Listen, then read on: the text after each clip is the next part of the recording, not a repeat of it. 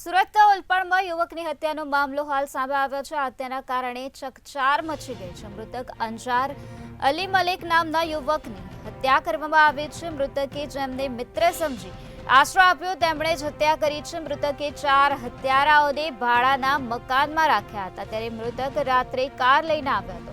મકાનમાં જતા હત્યારા હથિયાર લઈને તૂટી પડ્યા હતા।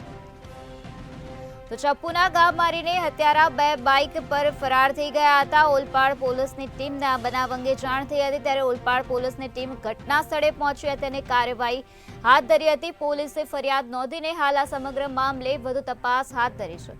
તો સુરતના ઓલપાડનો આ બનાવ પ્રકાશમાં આવ્યો છે, જ્યાં યુવકની હત્યા કરવામાં આવી છે। હત્યાના બનાવના કારણે સમગ્ર વિસ્તારમાં ચકચાર મચી ગઈ છે।